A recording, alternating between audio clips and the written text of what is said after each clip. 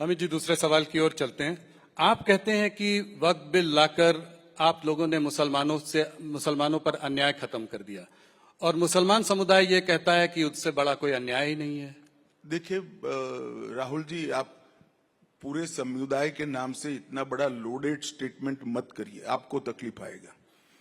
मुसलमान समुदाय ऐसा नहीं चाहता है उनके साथ अन्याय है, कुछ गिने चुने नेता चाहते हैं। मैं आपको दो चार सरल सवाल पूछता हूं जी।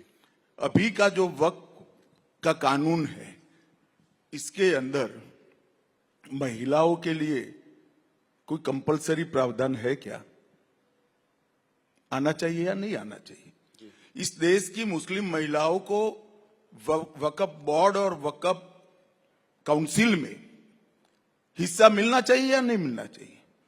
80% मुस्लिम समाज पसमंदाओं का है, जो गरीब है, एक प्रकार से ओबीसी है, उनको वक्फ में प्रतिनिधित्व मिलना चाहिए या नहीं मिलना चाहिए? जी। सिया, आगा खानी, दाऊदी वोरा, मोहम्मदिया, अहमदिया, ये सारे मुसलमानों का कोई प्रतिनिधित्व नहीं है। वो भी मुसलमान है, क्यों नहीं मिलना चाहिए भाई? और कांग्रेस पार्टी तो माइनॉरिटी की बात करती है, तो माइनॉरिटी विद इन माइनॉरिटी को हम रखते हैं तो विरोध करते हैं। ये जो बिल आया है, वो बिल मुस्लिम समाज के हरेक अंग का प्रतिनिधित्व करने वाला बिल है। दूसरा, आज मैं, आपने बहस देखी ही होगी, कांग्रेस के नेता कहते थे कि क्या गलत हुआ है।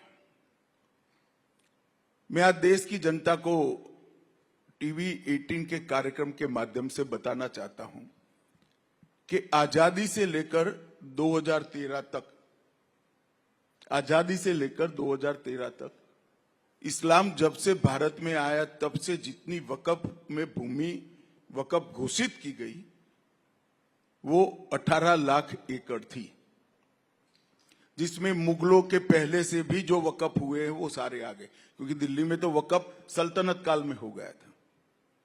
और 2013 का कानून आने के बाद 18 लाख एकड़ में 21 लाख एकड़ भूमि और बढ़ गई।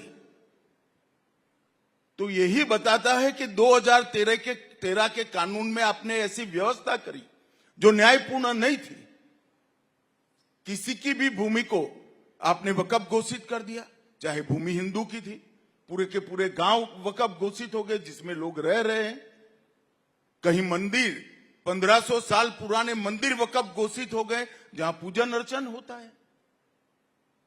इस तरह से कैसे चल सकता है? और ये 2013 के पहले नहीं था। 2014 के चुनाव के एंड मौके पर कांग्रेस पार्टी ने अपनी वोट बैंक सुनिश्चित करने के लिए काम किया था। और मैं आपको कहना चाहता हूं, सारे मुसलमान भाई भी मुझे सुनते होंगे, ये 39 लाख एकड़ भूमि हुई है।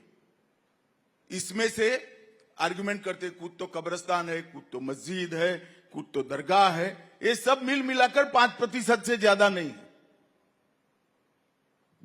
39 लाख एकड़ की भूमि से राजस्व क्या मिलता है, आय क्या मिलती है? 123 करोड़ रुपया।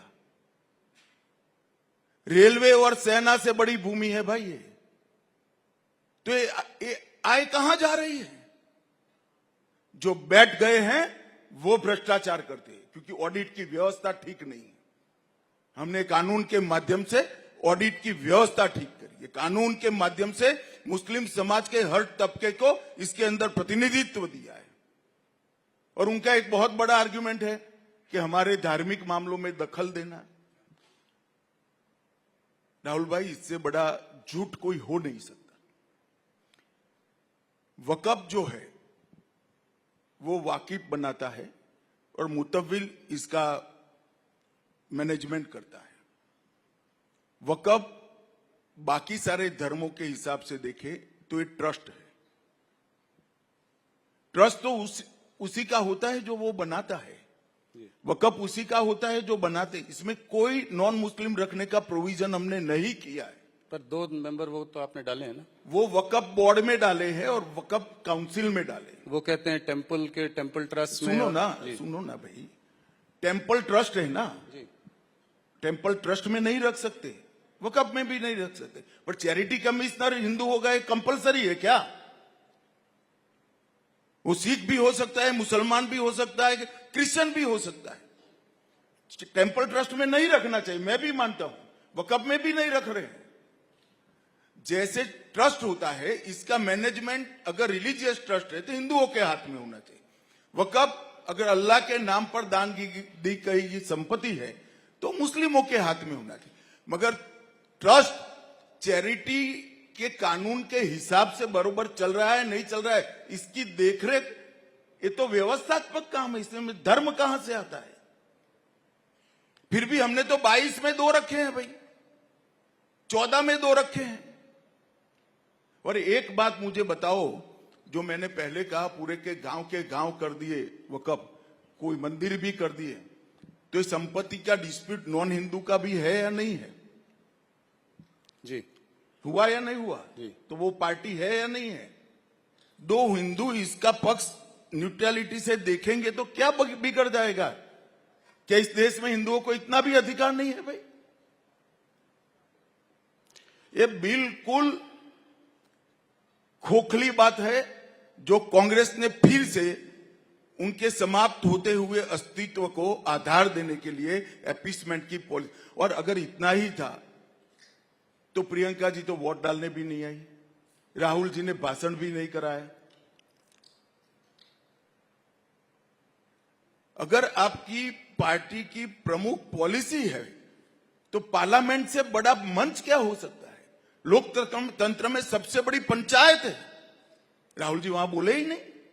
इनकी पार्टी को 50% समय दिया था हमने, 50%, और कहते हैं हमें बोलने नहीं देते। भाई आपकी पार्टी के वक्ता तो आप तय करोगे, आप बोले ही नहीं। अब हम क्या कर सकते हैं? अब चिल्लाएंगे रोड पर, हमें बोलने नहीं देते, हमें बोलने नहीं देते। उनकी पार्टी को जो टाइम दिया है उसमें पूरा टाइम राहुल गांधी बोल सकते थे। ना उनकी पार्टी चाहती है ना वो चाहती।